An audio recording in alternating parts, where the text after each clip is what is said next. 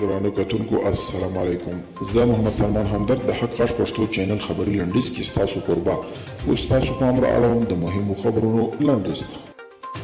کندوز ښار کې وروستیو جګړو زرګونه کورنۍ له خپلو کورونو بې ځایه کړل. په کندوز سربېره د افغانستان نورو ولایتونو کې هم وروسته تاوتریخوالي د زیاتوالي له امله زرګونه کورنۍ له خپلو اصلي مینو بې ځایه شوي دي.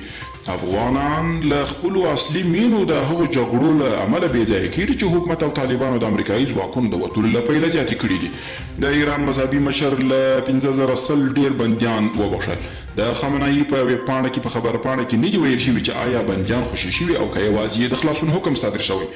د بخښنې نړیوال سازمان ایران په دې تورن کړ چې تورن کسان په عادلانه ډول نه محاکمه کوي او پرلپسې سیاسي مخالفان نیسي.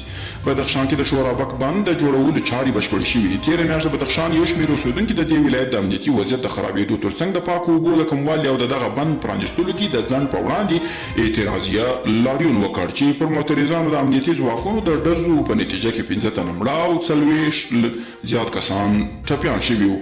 او د پاکستان بلوچستان کې د عوامي نېشنل ګوند یو مشر عبید الله کاسي بې درکه شوی. عوامي نېشنل ګوند د خپل مشر عبید الله کاسي د بې درکه کېدو په ضد د اعتراض په دود د کوټي ژوب او کوټي چمن لوی لاري بندي کړې. تر دې یوه اونۍ د مخه د دغه ګوند یوه پارلماني غړي عثمان کاکړ د کراچۍ په یوه روغتون کې ساه ورکړه.